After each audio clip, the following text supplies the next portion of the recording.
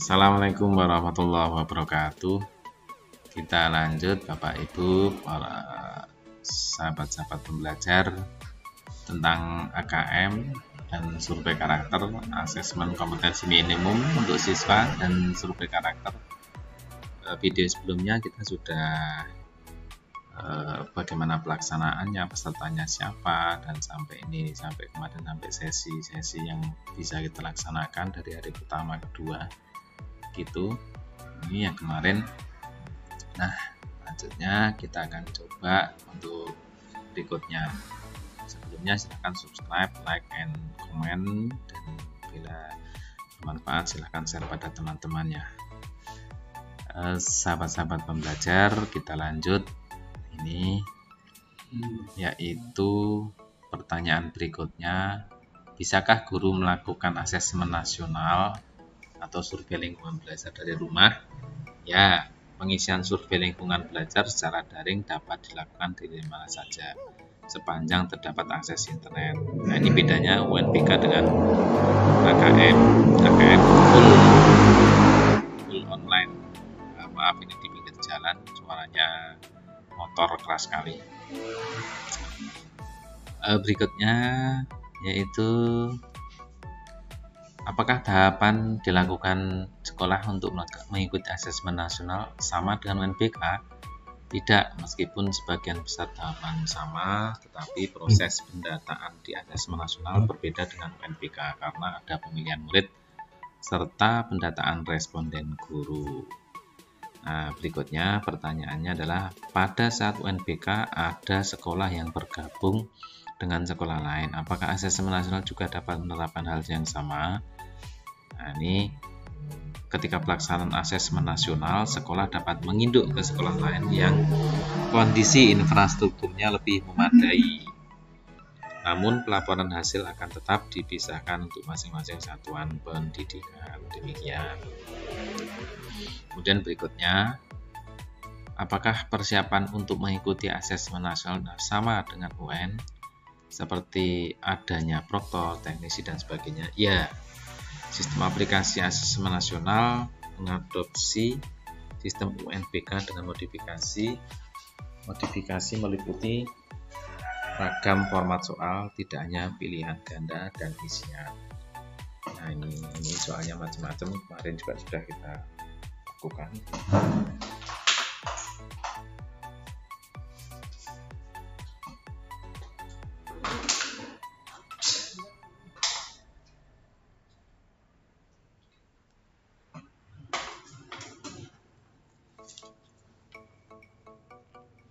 Jadi soalnya berbagai macam jenis, kemarin sudah kita jelaskan di video-video sebelumnya. Ya, jadi ada pilihan ganda, isian, juga ditambahkan format pilihan ganda kompleks, menjodohkan, serta uraian. Selain itu, pada AKM soal-soal yang disajikan akan adaptif terhadap kemampuan murid dalam menjawab soal-soal sebelumnya. Proktor dan teknisi berperan penting dalam memastikan keberfungsian infrastruktur sekolah, setup aplikasi, serta dukungan teknis selama pelaksanaan asesmen nasional. Jadi kita lanjutkan. Bagaimana pihak sekolah atau madrasah menyiapkan murid untuk menghadapi AKM? AKM mengukur kompetensi kecakapan hidup yang merupakan hasil belajar murid lintas beragam mata pelajaran. Oleh karena itu, keberhasilan di AKM tidak melalui proses drilling soal-soal. Satuan pendidikan diharapkan mewujudkan proses pembelajaran yang mendorong terbangunnya kompetensi serta karakter murid. Nah, untuk mengenalkan murid pada beragam format soal AKM serta aplikasi AKM, Kemdikbud akan menyelenggarakan simulasi serta gladi bersih. Satuan pendidikan diharapkan aktif mengikuti simulasi dan gladi bersih sebagai upaya menyiapkan murid menghadapi AKM. Selain itu, Pusmenjar menyediakan contoh soal AKM untuk setiap indikator kompetensi pada laman berikutnya. Besok di video-video berikutnya akan kita coba untuk membuka dan kita mencoba menggali bagaimana contoh-contoh soal AKM yang ada di website Kursmenjar ini ya. Nah, kita lanjut ke sarana pendukung ya. Sarana pendukung,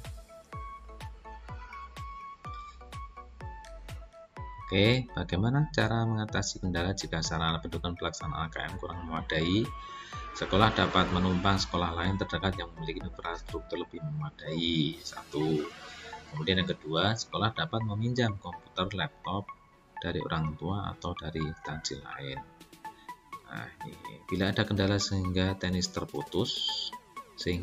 terputus, apakah soal yang telah dikerjakan otomatis tersimpan? Ya, aplikasi AKM secara otomatis akan melakukan penyimpanan data ketika murid menekan tombol soal berikutnya.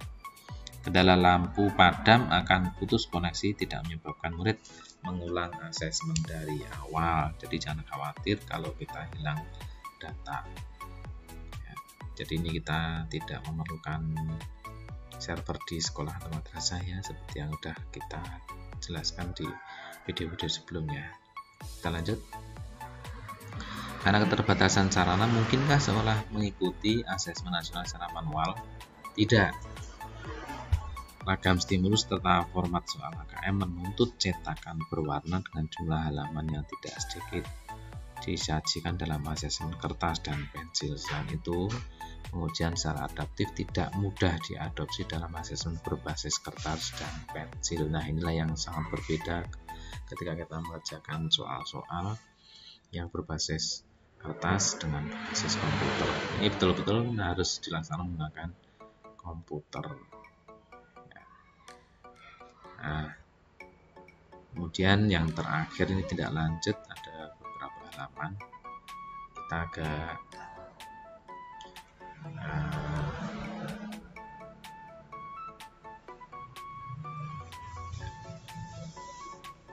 kita lanjut di video berikutnya ya. Kita cukupkan sehingga tidak terlalu panjang. Mudah-mudahan bermanfaat. Assalamualaikum warahmatullahi wabarakatuh.